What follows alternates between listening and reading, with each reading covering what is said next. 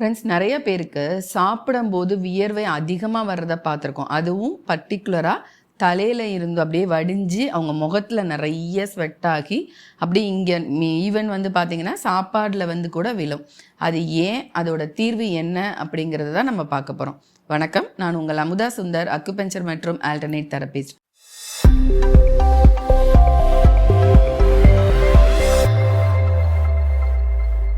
Friends, வியர்வையில் நிறைய வகை இருக்குது. ஒரு சிலருக்கு பார்த்திங்கன்னா எப்பயுமே வேர்த்துட்டே இருக்கும். ஒரு சிலருக்கு வாக்கிங் போகிறது, எக்ஸசைஸ் பண்ணும்போது ரொம்ப அதிகமாகவே இருக்கும். சிலருக்கு அந்த வியர்வை வந்து ஸ்மெல் வராது. ஒரு சிலருக்கு ரொம்ப வந்து ஒரு துர்நாற்றமான ஒரு ஸ்மெல் அடிக்கும்.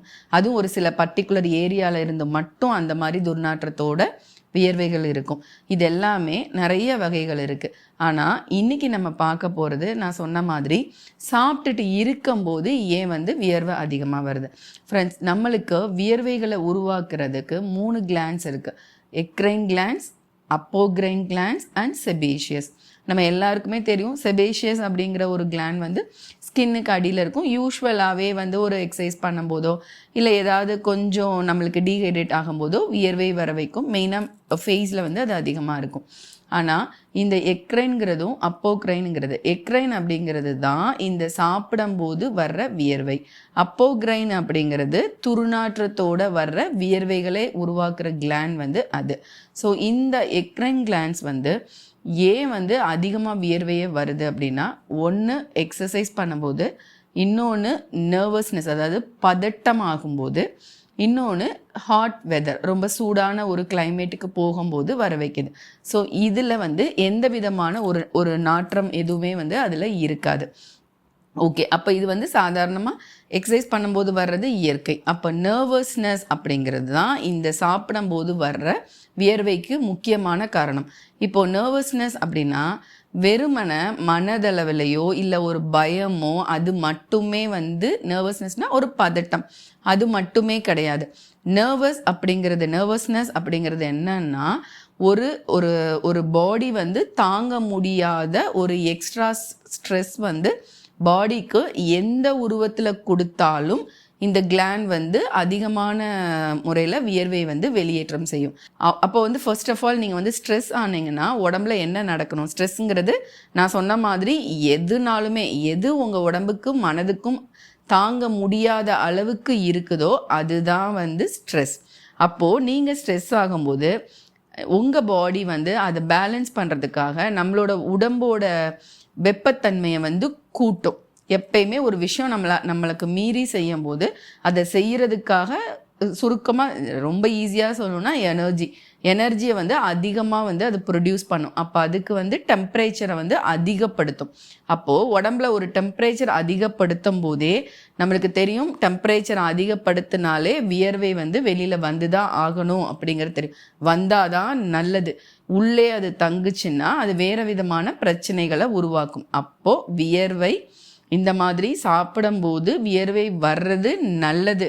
ஏன்னா வெளியே வந்து உங்களுக்கு காமிச்சு கொடுக்குது, உங்கள் பாடி வந்து ஸ்ட்ரெஸ் ஆகுது அப்படிங்கிறத உங்களுக்கு வெளியில் வந்து காமிச்சு கொடுக்குற ஒரு விஷயம். ஏன்னா உங்களுக்கு முடியல அப்படின்ற ஒரு விஷயத்த எப்பயுமே சென்ஸ் பண்ணி நம்மளுக்கு சொல்கிற ஒரு ஆர்கன் வந்து பார்த்திங்கன்னா ஒரு உறுப்பு வந்து ஹைப்போதலமஸ். நம்மளோட மண்டை ஓட்டுக்குள்ளே இருக்கிற பிரெயினில் இருக்கிற ஹைப்போதலமஸ் அப்படிங்கிற ஒரு சுரப்பி தான் உடனே வந்து டெம்பரேச்சர், நம்மளோட ஆட்டோனமிக் நர்வஸ் சிஸ்டத்தை தூண்டி விட்டு டெம்பரேச்சரை கூட்ட சொல்லி, இது வந்து இட்ஸ் லைக் என்னன்னு பார்த்தீங்கன்னா, நம்ம வீட்டில் இருக்கிற ஒரு ஏசியை இமேஜின் பண்ணிங்கன்னா, இப்போல்லாம் வந்து ஆட்டோமேட்டிக் ஏசி இருக்கு இல்லையா? ஸோ நம்ம வந்து ஒரு ஆட்டோ மோடில் வச்சுட்டாலே அந்த ரூமோட டெம்பரேச்சருக்கு ஏற்ற மாதிரி அதுவாக வந்து அடாப்ட் பண்ணிடும், நம்ம பார்க்குறோம்ல. ஸோ அதே மாதிரி தான் உங்களோட ஸ்ட்ரெஸ் லெவலுக்கு ஏற்ற மாதிரி நம்மளோட ஹைப்போதலமஸ் அதை சென்ஸ் பண்ணி நம்மளோட ஸ்வெட்டை வந்து டெம்பரேச்சர் அதிகப்படுத்துது. அதனால ஸ்வெட் வந்து வெளியில் வருது. ஓகே, இதுதான் வெறுமனை சிஸ்டம்ன்றது இவ்வளோ தான், இதனால தான் வருது. ஓகே, அப்போ இது ஏன் வந்து ஒரு சிலருக்கு மட்டும் அப்படி வருது, ஒரு சிலருக்கு வரல அப்படின்னா, அவங்க ஆக்சுவலி எப்போயுமே அவங்களோட டைஜஸ்டிவ் சிஸ்டத்துக்கு கொஞ்சம் கஷ்டம் கொடுக்குற மாதிரியான உணவுகள் தான் அவங்க எடுத்துகிட்டு இருக்காங்க.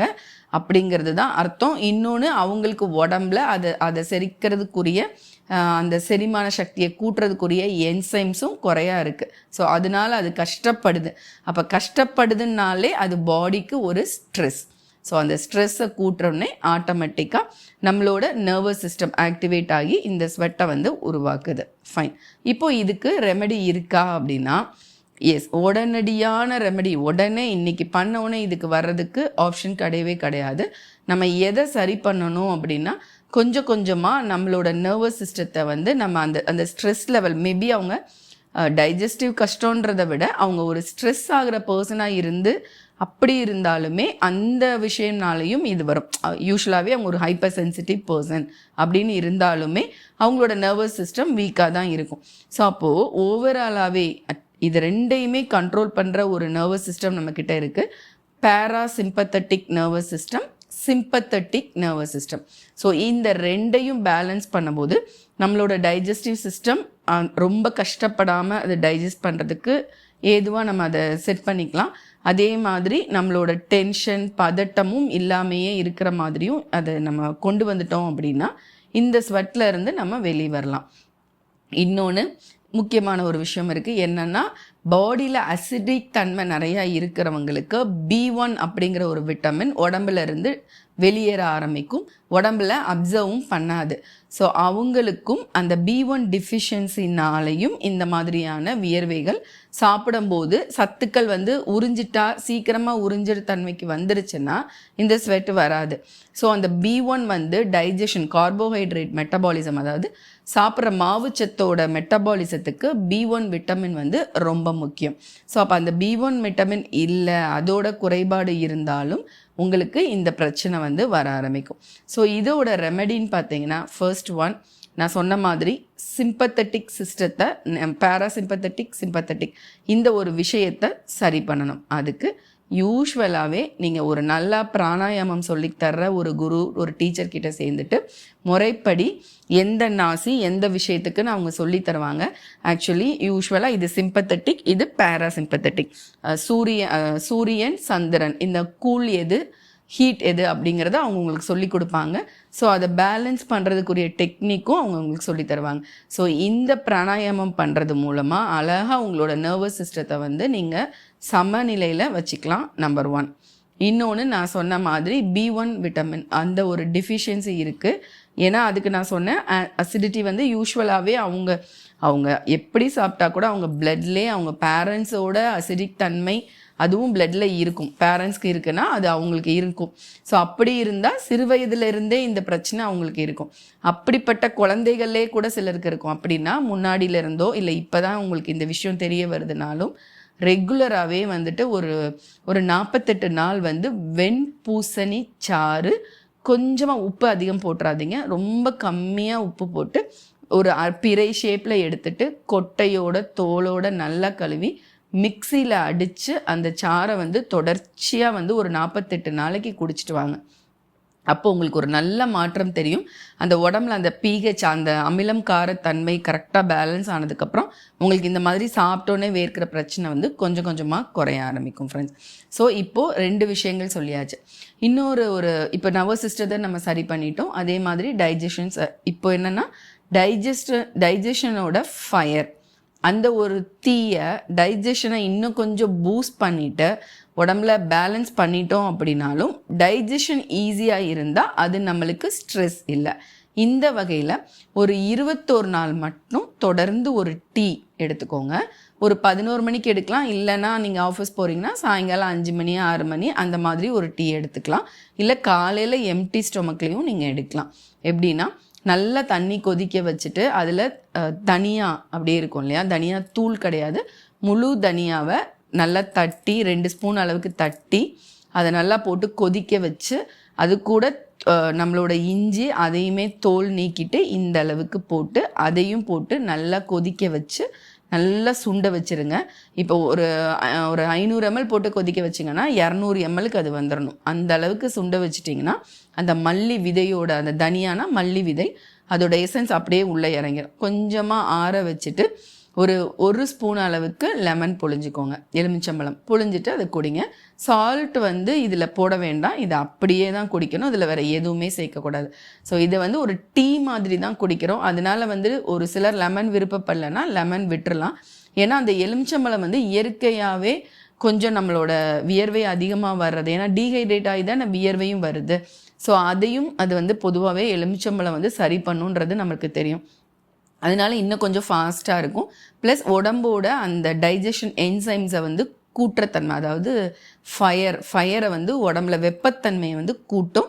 அதனால நீங்கள் கொடுக்குற சாப்பாடு ஈஸியாக டைஜஸ்ட் ஆயிரும்.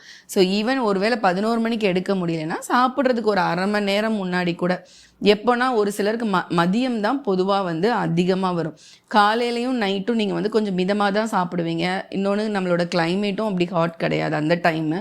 ஸோ அதனால் ரொம்ப வேர்க்காது.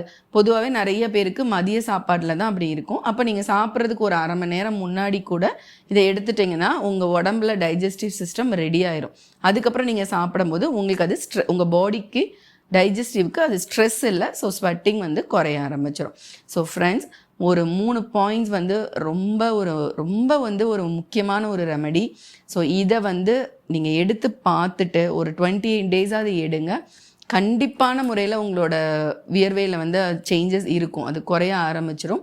உங்களுக்கு ஒரு ரிசல்ட் வந்துருச்சு அப்படின்னா நீங்கள் எனக்கு ஒரு கமெண்ட் பண்ணுங்கள். அதே மாதிரி இப்போது இந்த வீடியோவோட கண்டென்ட் உங்களுக்கு பிடிச்சிருந்ததுன்னா வீடியோவை லைக் பண்ணுங்கள், உங்கள் ஃப்ரெண்ட்ஸ் எல்லாருக்குமே வந்து ஷேர் பண்ணுங்கள். ஃப்ரெண்ட்ஸ், நன்றி, வணக்கம்.